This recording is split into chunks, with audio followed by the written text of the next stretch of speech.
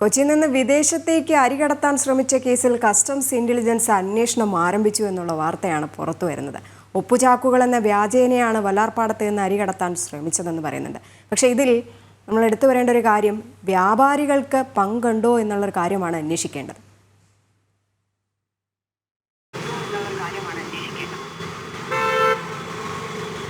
Good morning Rajani. വലിയ തോതിലുള്ള കള്ളക്കടത്തുകൾ അല്ലെങ്കിൽ നിയമവിരുദ്ധമായി വിദേശത്തേക്ക് പല വസ്തുക്കളും വിൽപ്പനയ്ക്കായി വല്ലാർപാടം കണ്ടെയ്നർ ടെർമിനൽ വഴി കടത്തുന്നുണ്ട്. നേരത്തെയും ഇതുമായി ബന്ധപ്പെട്ട രഹസ്യ വിവരങ്ങൾ ലഭിച്ചിരുന്നു. ഒറ്റപ്പെട്ട ചില സംഭവങ്ങൾ പിടിക്കപ്പെട്ടിട്ടുമുണ്ട്. അങ്ങനെയാണ് നേരത്തെ പൻസാര കടത്തടക്കം പിടിക്കപ്പെട്ടുള്ള സംഭവം ഉണ്ടായത്.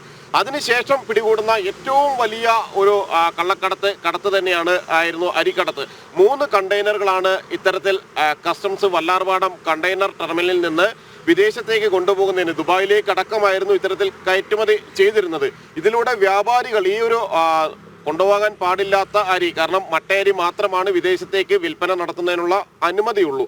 മറ്റ് അരികൾ ഇവിടെ അടിയന്തര സാഹചര്യങ്ങൾ ഉണ്ടായാൽ, രാജ്യത്തിനകത്ത് തന്നെ അടിയന്തര സാഹചര്യങ്ങൾ ഉണ്ടായാൽ ഉപയോഗിക്കണം എന്നുള്ളത് കൊണ്ട് തന്നെ ഒരു സംഭരിക്കുക എന്ന ലക്ഷ്യം കൂടി ഉപയോഗിച്ചുകൊണ്ട്, അല്ലെങ്കിൽ അതുകൊണ്ട് തന്നെ വിദേശത്തേക്ക് കൊണ്ടുപോകരുത്, മറ്റു തരത്തിലുള്ള അരികൾ വിൽപ്പന നടത്താൻ പാടില്ല എന്ന കർശനമായ നിർദ്ദേശമുള്ളപ്പോഴാണ് വലിയ ലാഭം, അല്ലെങ്കിൽ 3 ഇരട്ടി വരെ ലാഭം കിട്ടും, അതിനുവേണ്ടി മാത്രം അത്തരത്തിൽ പണം സമ്പാദിക്കുന്നതിന് വേണ്ടി അനധികൃതമായി ഈ ഉപ്പുചാക്കുകളുടെ എല്ലാം അടിയിലാണ് ഈ അരി കടത്തിയിട്ടുള്ളത്.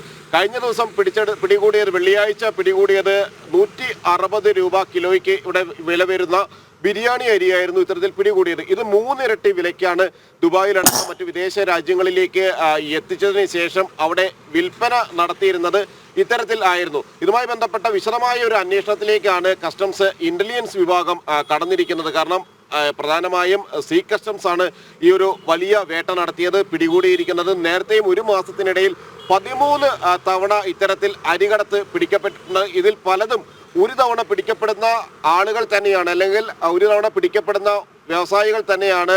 വീണ്ടും അതേ വ്യാപാരികളാണ് രണ്ടാമത്തെ തവണയും ഈ അരികടത്തിന്റെ ഭാഗമായി മാറുന്നത്. അതിനൊരു പ്രധാനപ്പെട്ട കാരണം എന്ന് പറയുന്നത്, പലപ്പോഴും ഇവർക്ക് കൃത്യമായ ശിക്ഷ അല്ലെങ്കിൽ ശക്തമായ നടപടികളിലേക്ക് കടക്കാറില്ല. ഈ പിടിക്കപ്പെട്ട സ്റ്റോക്ക് വിട്ടു നൽകുന്നതിന് വേണ്ടി 7 ലക്ഷം രൂപയോ 6 ലക്ഷം രൂപയോ അത് കണ്ടെയ്നർ കണക്കിൽ അടയ്ക്കുന്നതിനപ്പുറം ഒരു ശക്തമായ നിയമ നടപടികളിലേക്ക് ഒന്നും തന്നെ കടക്കാൻ അവസ്ഥയില്ല. അതുകൊണ്ട് തന്നെ വീണ്ടും ഈ കടത്ത് നിർബാധം, പിടിക്കപ്പെടുന്നുണ്ടെങ്കിൽ പിടിക്കപ്പെടട്ടെ എന്ന ധാരണയിൽ വലിയ തോതിൽ തന്നെ അരികടത്ത്, ഒപ്പം തന്നെ സവാള, കഴിഞ്ഞ ദിവസങ്ങളിൽ പിടികൂടിയ സവാള ഇപ്പോഴും അവിടെ കെട്ടിക്കിടക്കുന്നുണ്ട്, കണ്ടെയ്നറുകളിൽ കെട്ടിക്കിടക്കുന്നുണ്ട്.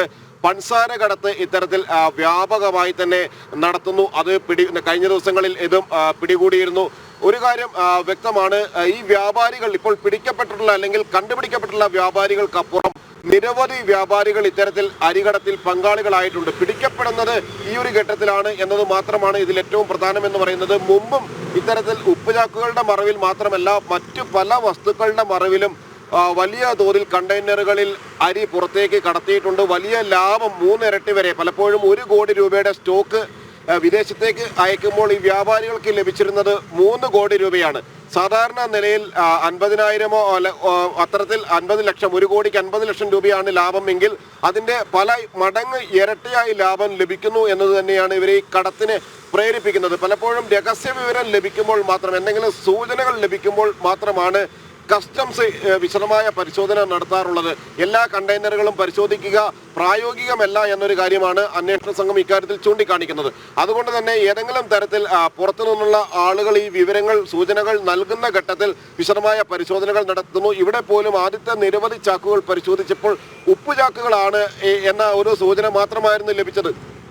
അത്തരത്തിൽ നിരവധി ഉപ്പുചാക്കുകൾ അടുക്കി വെച്ചതിന് അടിയിലായിരുന്നു ഈ അരിച്ചാക്കുകൾ ഉണ്ടായിരുന്നത്. ഈ കസ്റ്റംസ് ഇന്റലിജൻസിന്റെ അന്വേഷണത്തിലേക്ക് അത് വരുമ്പോൾ വിശദമായ ഒരു അന്വേഷണം, മുമ്പ് നടന്നിട്ടുള്ള സമാനമായ ക്രമക്കേടുകൾ, അരികടത്തുകൾ എന്നിവ കേന്ദ്രീകരിച്ചുകൂടി വിശദമായ അന്വേഷണത്തിലേക്ക് ആയിരിക്കും നീങ്ങുക ഇതുമായി ബന്ധപ്പെട്ടുകൊണ്ട്. രജനി, എന്നാലും പെട്ടെന്ന് പണക്കാരാകുന്നതിന് വേണ്ടി എന്തൊക്കെ ശ്രമങ്ങളാണ് ആളുകൾ നടത്തുന്നതെന്നാണ് ഈ ഒരു വാർത്തയിൽ നിന്ന് മനസ്സിലാക്കാൻ കഴിയുന്നത്. കൊച്ചിയിൽ നിന്ന് വിദേശത്തേക്ക് അരി കടത്താൻ ശ്രമിച്ച കേസിൽ കസ്റ്റംസ് ഇന്റലിജൻസ് എന്തായാലും അന്വേഷണം ആരംഭിച്ചിട്ടുണ്ട്. ഇതിൽ കൂടുതൽ വ്യാപാരികൾക്ക് പങ്കുണ്ടോ എന്നുള്ള കാര്യം കൂടി ഇനി അന്വേഷിക്കേണ്ടതുണ്ട്.